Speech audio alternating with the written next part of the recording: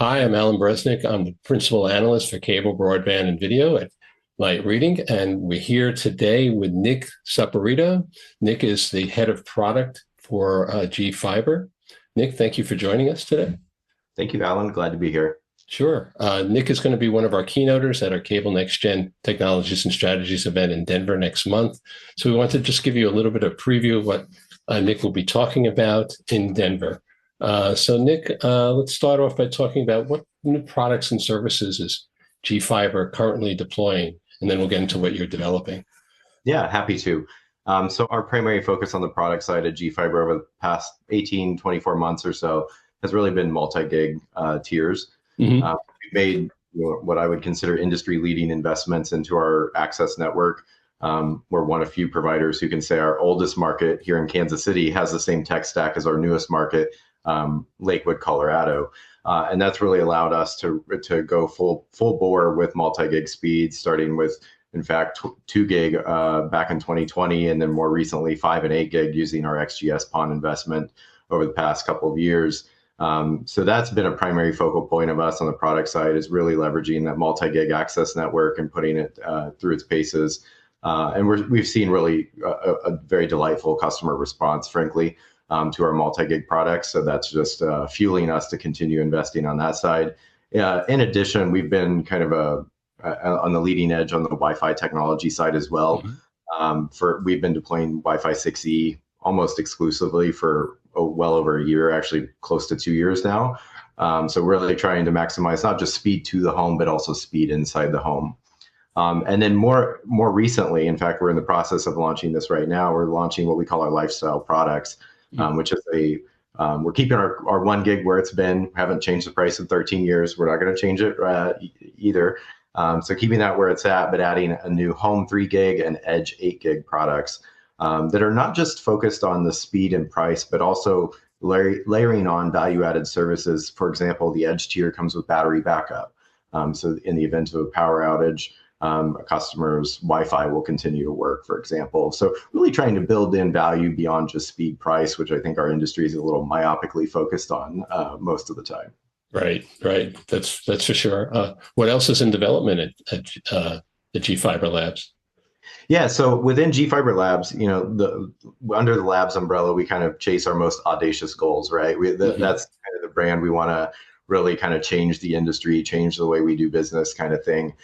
So Labs is really focused, frankly, right now on 50 gig PON. We did a demonstration back in July of last year. We actually were one of the first operators to have 50 gig PON lit up on a live plant right here in Kansas City.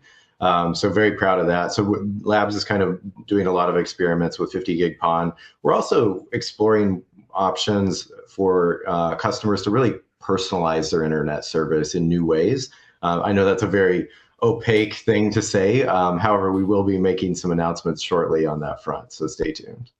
Okay, fair enough. Looking forward to hear about that. How do you decide what to develop next? I mean, there's all sorts of different products and services you can enable with the faster speed. So how do you figure that out? Yeah, Alan, that's a great question. And at the heart of that is customer feedback. So, and it's so funny. A vast number of us, including our engineering team, spend a whole lot of time on the Google Fiber subreddit because we get tremendous feedback, frankly, from our Reddit users or our power users. Are kind of they're the early adopter crowd, so they're kind of one of our compasses in addition to normal kind of BAU customer feedback. But we also ask ourselves constantly, like, what is next for the industry? Because we always tell ourselves internally, we're not building a network for today, we're building the network for tomorrow. Because time and time again, it's always been proven in our industry, if you build it, they will come. Like, the use cases always come for additional bandwidth. It's just a question of when and what they look like. So we push ourselves pretty hard, frankly, internally to make sure we're designing products, services for 2 years from now, not today. Okay. So based on that feedback that you were talking about, which products and services are proving most popular now? Definitely our multi-gig products. Okay. I will tell you, we launched 2 gig in 2020, which was kind of serendipitous timing wise. If you think about global events at that time, we were quite frankly shocked by the customer response to 2 gig, and the same thing has happened with 5 and 8 gig as well. So our gig products, they really have a healthy and growing demand.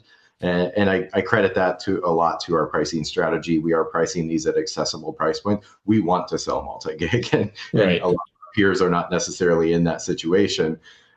So we've seen very healthy demand there for gig plus speeds, and I think customers are really seeing the value in it, because if you think about it, most customers today have a lot of simultaneous usage in the house. It's not really about getting 5 gig to one client device anymore. It's about having a 5 gig pipe so you can have 10 different things streaming simultaneously and not have issues. So that simultaneous demand is going up significantly, and I think customers are seeing value in multi-gig because of that. Okay. You've mentioned 25 gig and PON and 50 gig PON. Can you talk a little bit about what the roadmap is and Yeah. how that's developing? Yeah, I think we're very fortunate as fiber to the home operators. The industry really has a pretty clear roadmap for PON technology, frankly, all the way to 100 gig. There's talk of 200 gig PON as well. 200 gig, geez. Okay. Yeah. So we're not going to run out of bandwidth anytime soon as fiber operators. We made a pretty conscious choice to go with 25 gig PON. And frankly, we have 25 gig PON across most of our network today. And that is a technology we intend to really leverage over the next 12, 24 months. We're already leveraging it. We have a 20 gig product in market today, kind of a limited offering under GFiber Labs. But we're going to add more use cases to that network in the coming year or two. And we're also in the early stages of evaluating 50 gig PON, like I said. And beyond that, we've stated publicly previously that we're on a journey to 100 gig. So that's kind of our roadmap and kind of our charter on the product side. Okay. What's driving the demand for all this bandwidth? Any particular services or products? Yeah, well, Alan, I can tell you definitively, like clockwork, our customer usage goes up 20 to 30% annually every year. Jeez. Okay. That's been the trend since 2020. So we're designing our network to accommodate that. And I think there's a lot of drivers to it, but believe it or not, one of them, and this is a very obvious one, is streaming. Streaming is not new, right? But we're seeing more and more streaming. Going back to what I said earlier, simultaneous usage in the home continues to elevate.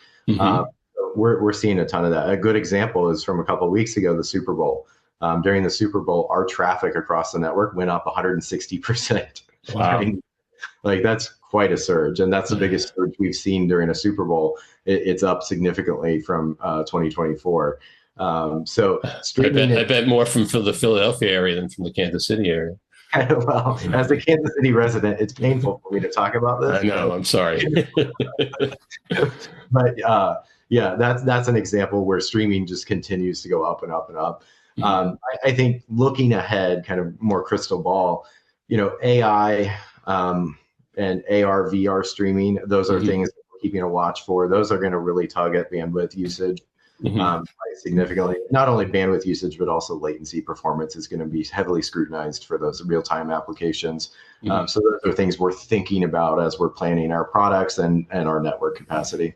Okay. I want to talk to you about fixed wireless and see what kind of impact that might be having on your market, and whether you see it as competition or whether you see it as an ancillary service that Google Fiber can offer, or GFiber can offer. Yeah, look, we actually believe there's a place for all these technologies in the industry. So, for example, fixed wireless is a great alternative for rural areas where fiber to the home deployments are very challenging. So we welcome that frankly, as a competitor, as an access technology that frankly, even we would use potentially. So, I think it's a good thing for the industry. I just want to make that clear. That said, in the areas where we're deploying fiber to the home, I think our customers tend to see the value in our services. We haven't changed our price on 1 gig for 13 years. We offer more than enough bandwidth for that simultaneous usage that we're seeing in the home these days. So I wouldn't say it's necessarily a competitor in the markets where we do fiber to the home, but it's definitely a nice complementary technology to the industry. Okay, fair enough. What do you see as the biggest technological shifts that are redefining broadband today, and how is GFiber addressing them? Yeah, the first one I'm going to talk about is actually Wi-Fi 7. Wi-Fi 7, is the latest, greatest Wi-Fi protocol. And for the first time, it's really unlocking multi-gig speeds over Wi-Fi. And it's also reducing latency significantly, to the point like even hardcore gamers may actually game over Wi-Fi for the first time. So I think that's going to be over time a pretty great and disruptive technology, particularly at home, because bolting a multi-gig pipe to the side of the home is one thing, but actually getting to broadcast it throughout the entire home really is going to elevate the customer experience for everybody on the multi-gig side. So we're very bullish on Wi-Fi 7.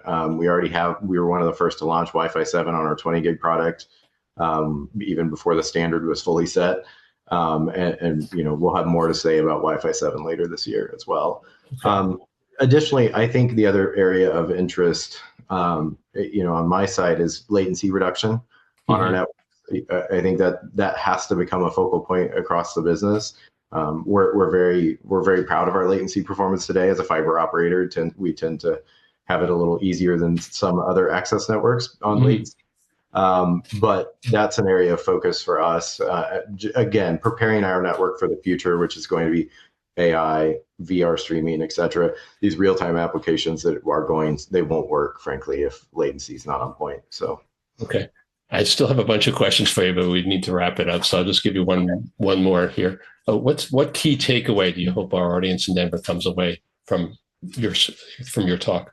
Yes, love this question. So just a quick story. My very first fiber to the home product that I ever worked on, which was in 2004, was a symmetrical 8 megabits per second over an econ network. Really speedy stuff, huh? Yeah. Well, and there were open debates back then. This is at a previous employer. There were open debates around if people even needed 8 megabits per second back in 2004. And I've been part of those debates probably a dozen times at this point in my career, and every time the answer is build it, they will come. And if GFiber can set any example, it is that. Everybody thought we were crazy for doing 1 gig in 2011, and now 1 gig is effectively a global standard for residential internet. And people probably think we're crazy now with our multi-gig speeds. However, I'm telling you, build it, they will come. Okay, fair enough. Well, Nick, thanks for your time today, and we look forward to hearing more from you in Denver next month. Yeah, looking forward to it. Thanks so much, Alan. Sure.